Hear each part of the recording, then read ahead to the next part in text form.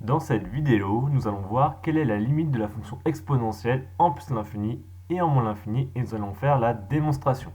Donc voici le théorème, la limite de la fonction exponentielle en plus l'infini, c'est plus l'infini et la limite de la fonction exponentielle en moins l'infini, c'est 0. Donc déjà pour avoir une idée, on peut regarder graphiquement à quoi ressemble la fonction exponentielle. Donc on voit que la fonction exponentielle est comme ça.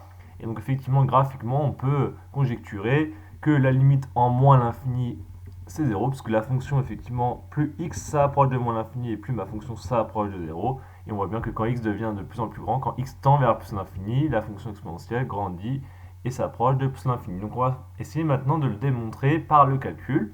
Et on va commencer par la première limite, donc la limite en plus l'infini. Donc l'objectif, c'est de montrer que la limite de l'exponentielle en plus l'infini, c'est plus l'infini.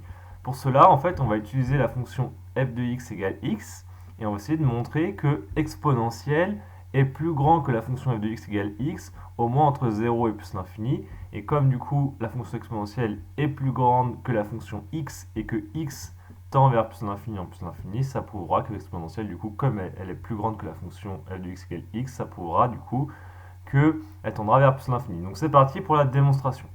Donc l'objectif c'est de montrer que l'exponentielle est plus grand que la fonction f de x égale x sur l'intervalle 0 plus l'infini. Donc on va étudier la différence. Donc on va considérer la fonction f définie sur 0 plus l'infini par f de x égale exponentielle de x moins x. Donc moi mon objectif c'est de démontrer que l'exponentielle de x est plus grand que x sur l'intervalle 0 plus l'infini. Donc ça veut dire qu'il faut montrer que la différence là est plus grande que 0. Donc on va étudier cette fonction f. Et donc, on va étudier la dérivée. Donc, on dérive cette fonction, elle est bien dérivable. La dérivée de l'exponentielle de x, c'est exponentielle de x. La dérivée de x, c'est 1. Donc, du coup, la dérivée de f, f', c'est exponentielle de x moins 1. Donc, du coup, la dérivée est positive sur l'intervalle 0 plus l'infini. Pourquoi? Puisque je vous retrace la fonction exponentielle. L'exponentielle est bien plus grande, elle est supérieure ou égale à 1 sur l'intervalle 0 plus l'infini. Quand x est entre 0 et plus l'infini, on voit bien que l'exponentielle est plus grande que 1. Donc du coup, comme exponentielle est plus grande que 1, exponentielle de x moins 1 est plus grande que 0. D'accord? Donc du coup, f' de x est plus grande que 0 sur l'intervalle 0 plus l'infini. Donc, la dérivée est positive sur 0 plus l'infini, ça veut dire que la fonction f, elle est croissante. De plus, f de 0, si je remplace x par 0, ça fait exponentielle de 0, c'est-à-dire 1, moins 0, donc ça va faire 1. Donc f de 0 égale 1. Donc, si je trace la fonction, le tableau de variation de la fonction f entre 0 et plus l'infini, donc la dérivée, on a vu que elle est positive. La dérivée en 0, f vaut 0. Hein, si vous remplacez x par 0, dans la dérivée, vous obtenez bien 0, exponentielle de 0 moins 1, ce qui fait 1 moins 1, ce qui fait 0. Et donc, comme la dérivée est positive, la fonction, elle est croissante. On a calculé l'image de 0 tout à l'heure, f de 0 c'est 1, je peux le placer dans le graphique, ici. Donc la fonction, comme on l'a dit ici, elle est croissante. En 0, la fonction elle est égale à 1, donc du coup, on commence à partir de 1 et puis on monte, donc forcément la fonction elle est positive pour tout x entre 0 et plus l'infini. Donc pour tout x entre 0 et plus l'infini, f de x supérieur à 0, ce qui veut dire que exponentielle de x moins x est supérieur à 0, donc exponentielle de x est plus grand que x sur l'intervalle 0 plus l'infini. Or, x en plus l'infini, ça tend vers plus l'infini, donc du coup, exponentielle comme c'est plus grand, bah, ça va tendre par comparaison vers plus l'infini également. Donc ça démontre la première limite. Donc exponentielle de x tend bien vers plus l'infini en plus l'infini. Donc là on a fait le plus dur, maintenant on va faire en moins l'infini. Donc pour faire la limite en moins l'infini, on va utiliser le résultat qu'on a démontré en plus l'infini.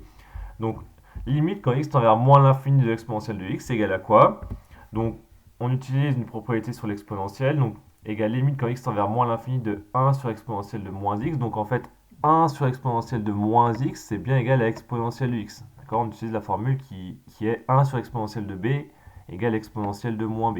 Donc, du coup là en le passant au numérateur, moins moins, ça fait bien exponentielle de x. Donc là on a bien égalité entre ces deux limites puisqu'on a les mêmes fonctions, propriété de l'exponentielle.